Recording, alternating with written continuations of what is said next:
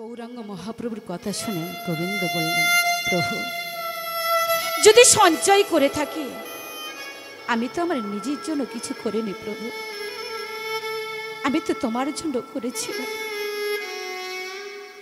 তাতে যদি ভুল হয় আমার তুমি ক্ষমা করো প্রভু, এমন ভুল আর কোনোদিন হবে না, আমার তুমি ক্ষমা করে দাও।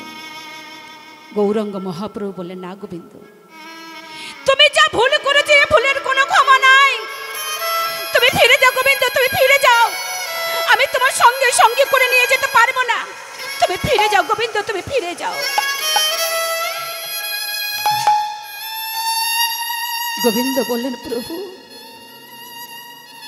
আমি যে তোমার সঙ্গে সঙ্গে হতে চাই, আমি তোমার চরণে, আমি তোমার চরণ ছুঁয়ে বলছি প্রভু আমার চরণ ছাড়া করো না, আমি এমন ভুল আর কোনোদিন করব না। কোনো কথা না শুনে বাবা গোবিন্দকে ত্যাগ করে যখন মহাপ্রভু চলে যাচ্ছে, এদিকে গোবিন্দ নয়নী জলে বুক ভাসিয়ে কাঁদছে আর বলছে, গৌরহরি গৌরহরি গৌরহরি,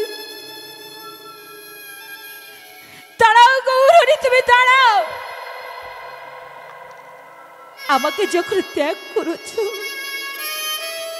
আমি তোমার সঙ্গে সঙ্গে হব না, কিন্তু প্রভু তুমি তো জানো, প্রভু তুমি তো জানো আমি যে তোমার ছাড়া বাঁচব না, আমি যে তোমার ছাড়া বাঁচব না, তুমি তো জানো প্রভু।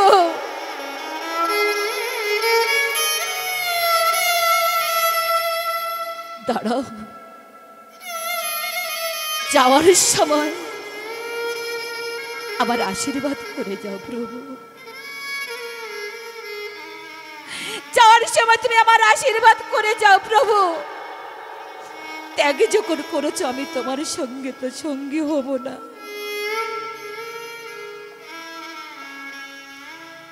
তুমি কি ভাবছো তোমার ছাড়া আমি বাঁচবো না?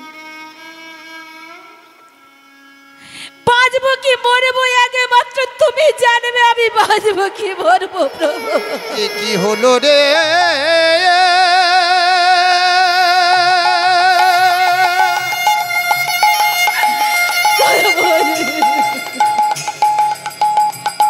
বলো না,